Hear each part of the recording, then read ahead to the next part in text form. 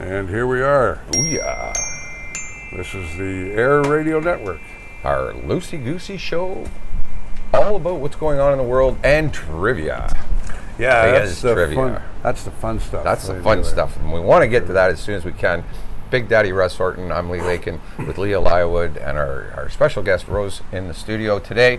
And welcome back, everybody. We want to thank everybody too, because our numbers are going up on the views and stuff. Yeah. And we want to thank you guys, man. This is awesome. We're having a lot of fun doing it, especially the trivia part of the show. And your support's just absolutely dynamite. Basically, this show's about the music and about the radio stations, but we talk about what's going on this week. Very quickly off the top, Queen Elizabeth II. If you didn't know. The longest reigning monarch in British history and Canada's head of state has died, 96, and it hit all of us pretty hard. I mean, as we said on the other show, we both have to cover people dying and stuff, like David Bowie and Prince and so on and so forth, as we start our little dollar store clock there. But when the Queen died, it was like losing a member of my family, because she's always been there for me and for you and for everyone else. Well, I got thinking about this. Every time you walked into class into school, there was God Save the Queen, plus there was always a picture.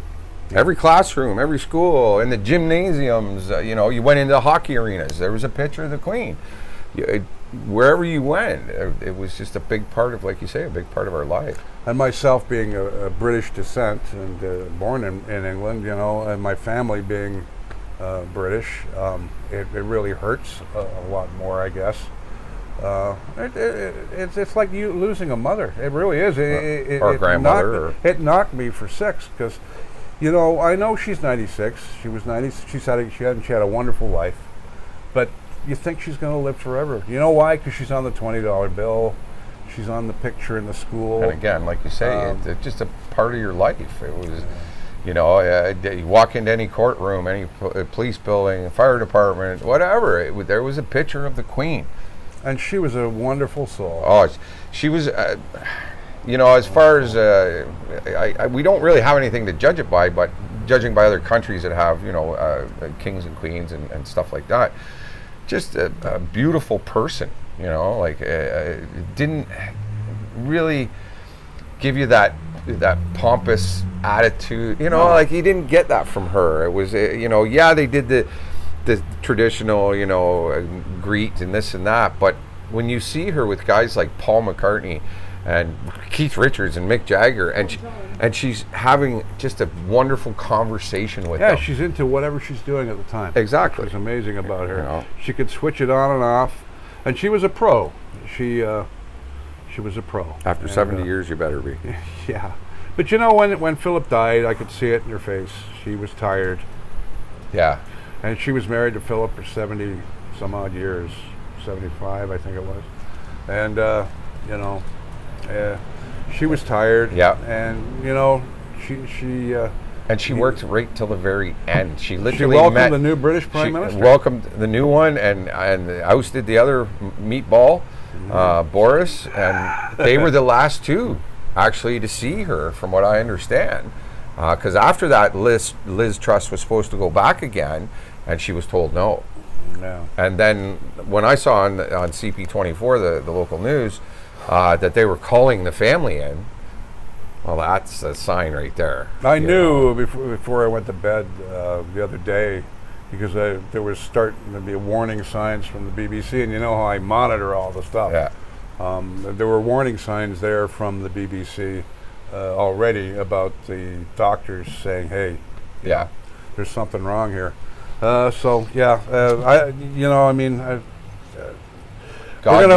rest the Queen. God rest, and God save the King. I guess King Charles III. Yeah. Wow. Which will be interesting. It will be. But we will wait and see on that. Make comments a little bit later. Well, who knows? He may pull it off. May do a great job. Sat there and watched his mother do it for his whole life. Yeah. Well, he was in training for most of his life, really. Well, he did look good on this introduction there, and when he was talking about his mom, and God save the King. Yeah. There we go. All right, let's get on with the show here. Ontario receives the first doses of the COVID vaccine, the new one from Health Minister. The Ukrainian military on Monday started a long-awaited counteroffensive against Russian forces in the country's south. Its Southern Command said on Monday, and the Ukraine is backing the UN call for the nuclear plant safe. So let's hope so. Let's hope so. Don't need that crap going on. What's going on with the Bank of Canada? Bank of Canada hikes the key interest rate up to 3.25% and says it's not done yet, which means housing prices could change very soon. Zelensky, the Prime Minister or President? Prime Minister, I think. Prime Minister hails good news as settlements recaptured from Russia. Yep. The prime suspect in a mass stabbing incident in Saskatchewan is dead following his arrest. Miles scary. Sanderson, 30, was taken into custody by RCMP Wednesday afternoon and shortly passed away after that. Gulf Arab nations ask Netflix to remove offensive videos. Yeah. I hadn't heard on that one. I hadn't heard that story. We were just talking about Liz Truss, set to become Britain's next prime minister amid soaring energy prices. And this nut in Mississippi. I hear know. about this guy? Buddy up there in his plane? Yeah, flying all over the place. He had a job at the local airport in Biloxi, which is the hometown of who? Elvis Presley. Elvis, right. And he decided to take the plane up. And he was flying upside down at one point. He was. And he apparently he didn't know how to land it. Oh, jeez. So, but he could do. For many hours, the citizens of Biloxi were looking skyward, wondering what the hell is going to happen here. So anyway, they finally got him down, and here's some good news to end up the news story. The U.S. okays a $1 billion arms sale to Taiwan as tensions raise with China. You think the Americans are just as bad as everyone else. Okay, you know what I mean? Now they're just leave it. And now they're doing this, Well, especially now because China and Russia have now been meeting together. Putin and the president of China have now been meeting and hanging out because he's watching what Putin's doing, so he wants Taiwan. Just a bunch of bullshit, in my opinion. A bunch of greedy, ignorant people. That's right. Jumping into sports, Josh Allen. Hey, the Bills won the opener. I heard that. Josh Allen threw for 297 yards while accounting for 4 touchdowns. Von Miller had 2 of Buffalo's 7 sacks, and the Bills stamped themselves as a clear contender for the Rams' crown with a 31-10 win over the Los Angeles on Thursday night to open the NFL season. So very cool. And a 10-year Labor Day drought is over for the Toronto Argonauts. The Double Blue beat the Hamilton Tiger Cats 28-8. I don't even think the Ticats showed up. No. Finishing a decade of Holiday Monday futility. It's been 10 years. 10 years. Since the Argos beat them. And making his second start of the year, Calgary quarterback Jake Meyer put together a gritty performance to help lead his team to a 26-18 victory over the Edmonton Elks on Monday. The Winnipeg Blue Bombers beat the Rough Riders on Sunday night, 20-18 in the Labor Day Classic at Mosaic. And I'll let you talk about the gals here. Brianne Jenner notched a couple of goals, and Anne Renee Disbins made 20 saves to help Canada beat the U.S. 2-1 in the gold medal game in the Women's Hockey Championship. Way to go, girls. Right on. And I'm so proud to talk about this because my cousin's niece is now been scouted and accepted to the under-18 Team Canada Women's Hockey team. Awesome. So, way to go, Phoenix. Very, very, very proud of you. So that, I like I said to Todd, I don't care where they're playing. When she goes to play, we're going. Yeah. That's a bucket list thing for me, is to go see something like that. Jays had a good week. Yeah, they did actually. They had a great week. They took 3 out of 4 in Baltimore. Yeah. Buddy there, Bichette hit 3 home runs in 2 These guys games. they're coming at the end of the season on pretty strong. Well, it's about time because the middle of the season they were just. Did you know that wherever the Jays go, people are wondering why they aren't way ahead? Yeah. And it's just the gel. You got to remember, we just lost our manager too. We have a new manager, and it's mid-season. That's a bad time to lose your manager now. Yeah. because the new guy has to take over. But the Jays are doing all right. We're still in the wild card. Of course, we're chasing Seattle and Tampa Bay, but we're still there with our noses right up our ass. Always seem to be chasing Tampa Bay, though. I know. It doesn't matter if we play hockey against them or baseball. Or baseball. Like it just seems to be, right? So now we get into Leah's trivia. Ooh, we got 25 minutes of Leah's trivia coming up, and this is such a popular part of our Facebook because Leah puts up a post every day, and it's become quite the item. And Mark Panopoulos and Jim Stevens and the whole gang from 108 just love Leah's stuff. Yeah. And because you're teaching people that have been in the business stuff that we didn't know. I don't know where the hell you find this stuff from, but you must do a lot of digging. Well, like even this top one here that we've got. She's got dirt on the end of her finger. She's digging there. Like even this top one, a wee tidbit that she put in here.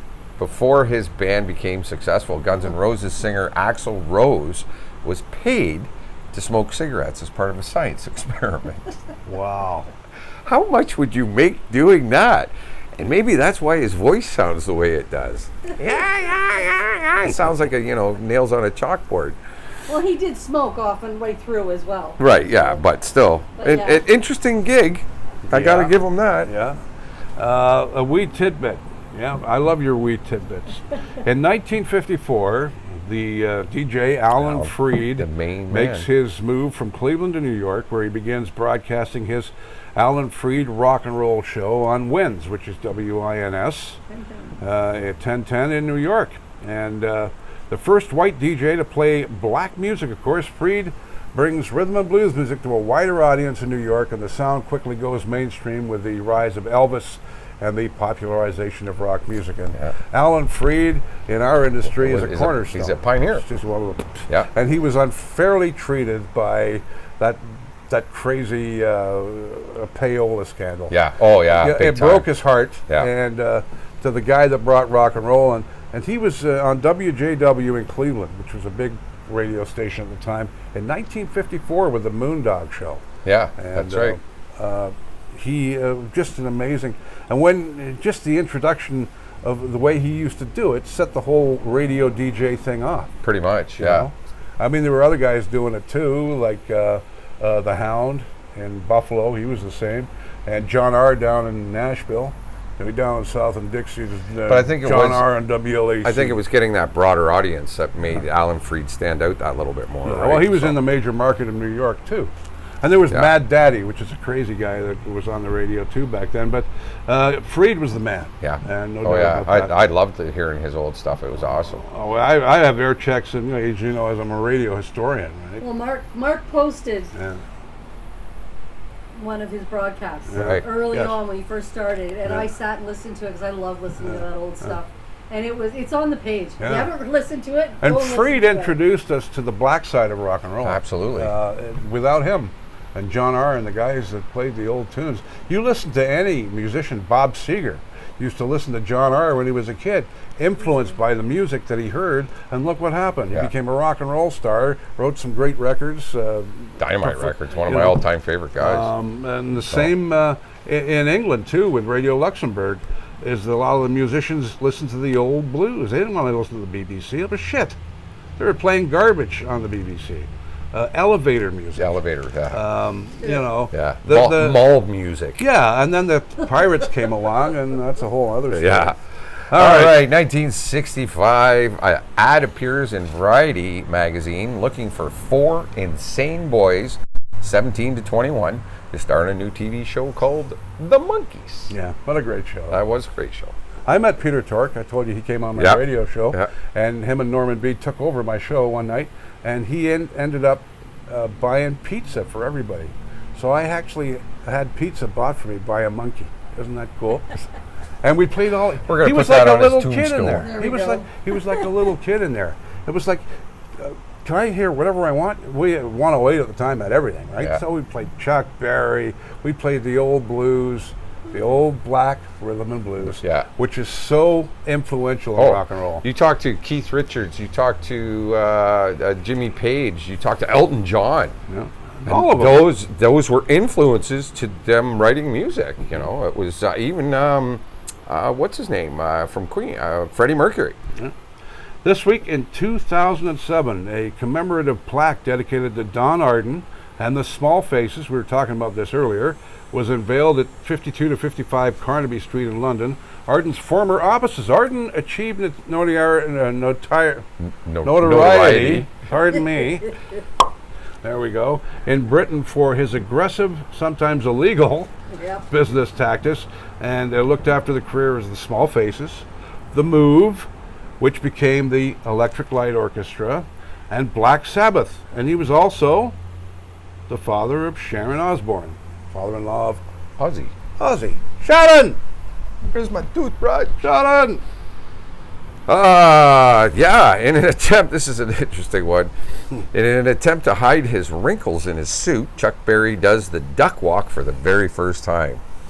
He performs the famous move, squatting on one leg while hopping across the stage at the Paramount Theater in Brooklyn, New York, where he is in a low bill at Alan Freed's Rock and Roll Spectacular, a week-long run of shows that features Tony Bennett, Lillian Briggs, the Rhythmettes. It's one of Berry's first shows outside of St. Louis, where he'd been performing with his trio, his piano player Johnny Johnson and drummer Ebby Harding, since 1952. Their suits got wrinkled on the way to New York, so Berry keeps a crotch on stage to conceal crotch. Good thing it's loosey-goosey, eh? He keeps a crouch on stage to conceal them, improvising his duck walk along the way. The crowd goes nuts, so Berry does it at the rest of his shows, where it wows the crowd every time, and it became his signature move on stage. And he had a wrinkly crotch. Well, it really was kind of that way. Yeah. So the whole thing that started the duck walk was just the fact that he had wrinkles in his suit. But he did look cool when he did it. Oh, God, yeah. Chuck Berry. I mean, you'd think of Chuck Berry. Berry. How many other guitar players have mimicked it? That's right. Again, influential, right? And it all started out from a crinkly suit. Yeah. My God. In 1985, for the first time in the rock era, the top 3 songs on the Hot 100 were all written for movies. Right. Number 3, We Don't Need Another Hero by Tina Turner, which is from Mad Max Beyond Thunderdome there. And from Back to the Future, The Power of Love by Huey Lewis. I love that song. That too. And St. Elmo's Fire was at number 1 by John Parr. And talk about a one-hit wonder. Yeah. In 2000, Rage Against the Machine bass player Tim Comerford interrupts the MTV Video Music Awards when he climbs up on the backdrop of a stage, baffling the crew, as well as Limp Bizkit, who are accepting the Best Rock Video Award for Break Stuff. Rage was nominated in the category for Sleep Now in the Fire. Stage dive, dude! Bizkit frontman Fred Durst tells Comerford before the group and the crowd starts chanting Jump. The fake palm trees in the set that Comerford climbed prove rather durable and hold his weight even as he sways back and forth about 15 feet up in the structure. Can you imagine that? That's hilarious. And there's a show going on. Yes, that's right. This guy is rock and roll. He should get the award, Durst says. And Limp Bizkit gets a very distracted acceptance speech. Comerford is eventually coaxed down and subsequently arrested. Yep. He spent the night in jail for that one. Those guys are nuts on Absolutely. that band. Absolutely. What's going on in 2007? 2007, a new study revealed that rock stars were twice as likely to die early as the rest of us. See? And you want to be a rock star. Researchers said that the problem was so bad, the industry should be labeled high-risk profession. And it is, man. I get injured all the time. I've smacked myself in the face with my drumstick many times. Have you seen a thing on social media where the lead singer and they're playing? He's telling the drummer, keep pace, and the drummer, and eventually the drummer whacks him right in the head, and then the other guy, the singer, comes back on stage and they're rolling around. That's huge. That's rock and roll. That's rock and roll, baby. Yeah. No, don't hold anything back. Another 2007 here, bud. A report showed. I'm sorry, I'm swallowing my. Are they Joe's Tasty Treats? Absolutely no nutrition in that whatsoever, but boy, are they ever good. 2007, a report showed that 2/3 of young people who regularly used MP3 players faced premature hearing damage. Royal National Institute of Deaf People said its findings were quite alarming, actually, with research showing that 72 out of 110 MP3 users tested in the UK were listening to volumes above 85 decibels. Some MP3 players at full volume registered at 105, and an aircraft taking off measures at 110. Yeah. My God. That's hard on your ear. Try being back there. That's about 130. Can you imagine the young lads? I know my younger brother was one of them for a short time, that have nothing but bass speakers in the back of the car. Yeah. That can't be much worse or much better. No. It's like well, that does a different kind of damage. Like the high end, like the tweeters, the high end in the car will do a certain part of damage, and then the low end will do another part. So now you're getting double whammied, right? I think you and I should read the Tupac story together. Want me to start it? Yeah, go ahead. Because this gets quite involved in it. Yeah. You all hear about Tupac and what happened to him, but you don't hear what happened. You hear he died and he was murdered. Well, rap star Tupac Shakur is shot 5 times in a drive-by following a boxing match in Vegas, and he dies 6 days later at the age of 25. Shakur's shooting is preceded by a beatdown after watching Mike Tyson beat up Bruce Seldon at the MGM Grand in Vegas. The confrontational rapper spots a rival, Baby Lane, Orlando Baby Lane Anderson, and punches him in the face, apparently. Now, Suge Knight and the rest of the Suge Knight. Suge Knight? Suge Knight. Sug? Shug. Oh, Instead okay. of sugar. Okay. You can tell I'm not a hip-hop guy.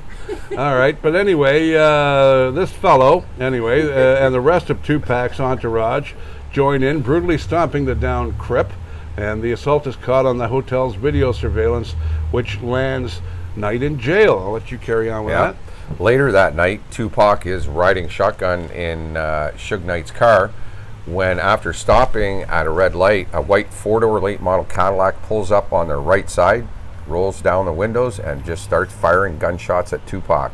The rapper star is hit 4 times in the chest, arm, thigh, and with one of the bullets going through his right lung and left testicle. Knight is hit in the head by a fragmentation, and despite their car having a flat tire, Knight drives them a mile away where a bike patrol stops them and alerts the paramedics. When they get to the hospital, Tupac predicts his fate, saying that I'm dying. And while being carried to the emergency room, Pac's rap group Outlaws, did I say that right? And it's got a Z on the end of it.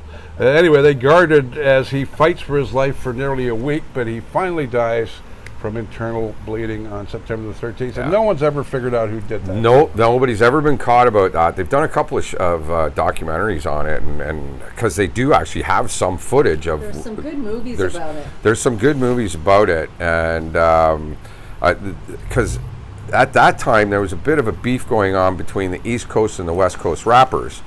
And so this was, a problem. And this guy being from Orlando, Florida, one of the East Coast rappers, they're the West Coast and there was a lot of heated stuff going on there. It was crazy, man. Like, it was mob style stuff, and it was over rap. I was like, this is just bizarre. But the culture, you got to remember, with all they've gone through, even to get a place.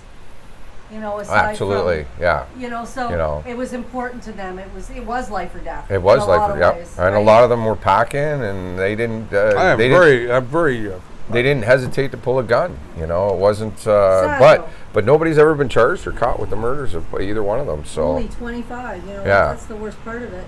I've always admired rappers. It's hard to do. Try doing that. As people that do speak for a living. Yeah, that's hard. When you look at how to do rap and stuff, oh my God, man. And I know talented singers, like very talented singers, that can't do it. I can't do it. They can't do it. I can do it, but I can't do it. It's almost like watching, have you seen that beatboxing thing? Yeah. But they do it, not even reading stuff. No. They come up with it right on the moment. Yeah. And out there's actually shows on like MTV and stuff like that where guys are put on stage and they're, okay, here's your beat, lay down a track. Very cool. So This week in 1968, working at Abbey Road Studios in London on George Harrison's song While My Guitar Gently Weeps, Eric Clapton added the guitar solo and became the very first outside musician to play on a Beatles recording. Mm-hmm. And George recorded his lead vocal. And in 1976, Dean Martin and Jerry Lewis reunite after 20 years on Lewis's Labor Day telethon to benefit the Muscular Dystrophy Association. Frank Sinatra surprises Lewis by bringing out Martin. I saw the clip of that. I don't think that Jerry really expected that at all. He did not. No. He was shocked. And Jerry had his moments where he was a bit of an ass. Oh, God, yeah. Let's face it, but he's a talented guy, and he did a lot of work for MS, but he was a bit of a prick at times. Yeah. So when I saw that, don't you think the same thing as me? I think he was pissed, Yeah. but he didn't want to show it to everybody else. Yeah.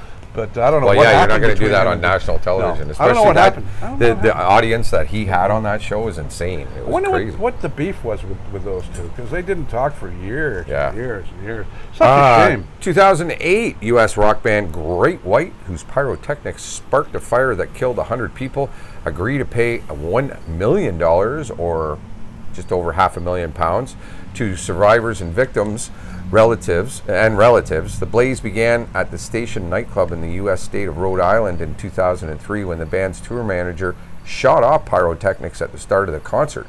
More than 200 people were also injured in the blaze. One band member, guitarist Ty Longley, was killed in the fire, and tour manager Daniel Bichel pleaded guilty in 2006 to 100 counts of involuntary manslaughter and was given parole in March after serving less than half of his 4-year prison sentence. Only 4 years. He killed 100 people for being stupid. That was being dumb. That's just stupid. Dumb. You know. What a horrible way to die. Yeah. Well. In 1997, Elton John sings a new version of Candle in the Wind at Princess Diana's funeral. This the reenactment replaces Goodbye Norma Jean with Goodbye England's Rose, becoming the best-selling single of all time in the UK. We could also sing that about the Queen. Yeah, absolutely. Goodbye England's Rose. Probably see that kind of come out again. We'll be hearing that in the next few days, I'm sure. Because Diana was a big part of the royal family, right? This is a great, funny story, and I love Joe Walsh. Ran for president of the United States in 1980 on top of his music career as a mock campaign. He promised to make Life's Been Good the new national anthem if he won, and ran on a platform of free gas for everyone. Though Walsh was not old enough to actually assume office, he wanted to raise public awareness of the election. He then ran again for vice president in 92. And of course he wasn't old enough. You have to be at least 80 before you can be a president of the United States. Now that being said, Mel and I watched some of the Taylor Hawkins concert the other night. And Joe Walsh and the James Gang got together after 25 years again of heated to go play. That's how much respect this guy had. Rush said they would never play again, and they show up to play for this guy. That's how much respect this man earned in the music industry. Well, it was so moving to see. I'll just drew a blank. Grohl. Dave Grohl. When he was singing, just the tears. Oh, the tears. He had the chills. Oh, it's incredible to watch. Singing about him, and to see Taylor's son play the drums with the Foo Fighters was like, I'm getting goosebumps, man. Yeah. And then Eddie Van Halen's son, because we lost Eddie this past year as well. To see Wolfgang come out and just tear it. I mean, fucking way to go, Wolfie, buddy. If you ever see this, he was note for note on his dad's songs, and it was impressive as hell to watch. So you get a chance, check out the Taylor Hawkins concert. I highly recommend all 5 hours of it. 5 hours? Oh, 5 hours long. 1954, to coincide with the release of his second Sun single, Good Rockin' Tonight, Elvis Presley, along with Bill Black and Scotty Moore, made their first appearance at the Grand Ole Opry. And the audience reaction was so poor, the Opry's manager, Jim Denny, told Elvis that he should go back to driving a truck. Yeah. Yeah. Okay. Guess what? Talking You about the were King. wrong. Well, he wasn't really. You got to remember the country audience was a lot more laid back and a lot more. What's the right word? They were Uptight. no, they weren't uptight. They just didn't want to cross over No. the barrier. And a lot of stuff that happened with Elvis's career came from the country fans. When he watched the movie, he played with. Yeah, the flies are Flies getting bad are in here, nuts, man. But yeah, you should go back to driving a truck, boy. I bet he ate those words as time went on. Yeah. All right, we got to move on here. 1965. Well, the Who shop for a guard dog. Their van is vandalized and $10,000 worth of equipment stolen. But they were shopping for a guard But dog. they're shopping for a guard dog. Yeah. In 1969, the Youngbloods, a rare rock band scheduled to appear on The Tonight Show starring Johnny Carson. I didn't know about this one. They're scratched from the show. Carson says it's because they were being disrespectful, apparently. The band says that they were slated to play 2 songs, a new one and their hit Get Together, but when the show went long, the producers nixed the new song. So they all said, see you later. That's Walked funny. off. 1977. Godspell closes at the Broadhurst Theater in New York after 527 performances. Amazing. That's 527. That's a lot. Count that in your fingers, man. That's a lot. 1986, Greg Allman is arrested in Bellevue, Florida, when a police officer sees his 1985 Trans Am weaving on Route 441.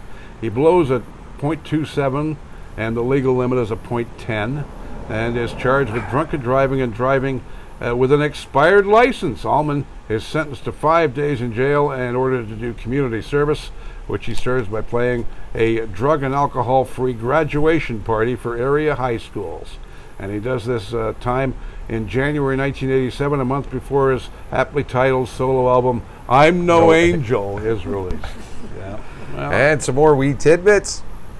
If you played all the Beatles singles and albums that came out between 1962 and 1970 back to back, it would only last for 10 hours and 33 minutes. wow. Their songs were so small. Oh, they were short. 2 minutes, Yeah. 3 minutes. Like we do Oh Darling, and we do the Ballad of John and Yoko, and they're 2 minutes and 35 seconds, right? They're short tunes. So Yeah, there are.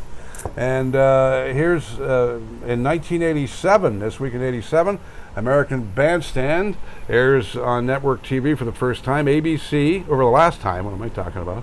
And ABC picked up the show in 1957. And throughout much of its run on the network, Dick Clark was the host, of course. And the show continued another year in syndication and aired one season on the USA Network in 1989. But Dick Clark is and we lost Dick a few years ago, too. Yeah. I mean, there's another guy that got tied up in that ridiculous payola scandal. Yep. Every time I hear a Dairy Queen commercial, I think of Dick Clark, even though it's got nothing to do with Dick, right? Because he was the guy, right? Dairy Queen, Bandstand. all right. Well, I got to get going. Yeah. I got to get moving here. All right. A study of more than 36,000 people from around the world concluded that musical tastes and personality types were closely related. The research, which was carried out by Professor Adrian North of Hurwat Watt University in Edinburgh in the UK, suggested classical music fans were shy, while heavy metal fans were gentle and at ease with themselves. Fans of indie music had low self-esteem and were not hardworking. Fans of rap music had high self-esteem and were outgoing. Country and Western fans were hardworking and outgoing. Reggae fans were creative but not hardworking, and fans of chart pop had high self-esteem, were not creative, but were hardworking and outgoing. Oh, God. Well, when you All think right, about it, I got to get going, guys. So. I know. We're going to wrap it up. Yeah. Up. Let's get out of here. All right, so we're brought to you by Tourism Halifax NS.com this week. Check out Nova Scotia for your holiday if you're living around the world. We support Beautiful Canadian place. tourism. Radio GTA, FM 108.ca, all the listeners we have out there, thank you so much. We're going to wrap it up for this week, and thanks for joining us. We always have a lot of fun. Oh, eh? we have a lot of fun here. There's no doubt about it. And we love Leah's trivia, so thanks to Leah for that. And we thank you guys for getting our numbers up. And like we said at the beginning of the show, it's dynamite. And so for- have yourself a great week. Be safe out there, and we'll catch everybody on the B-side. We're from Halton Hills, Ontario, Canada. Yes, Canada's hometown, right here. and have a good week from everyone here at the Air Radio Network.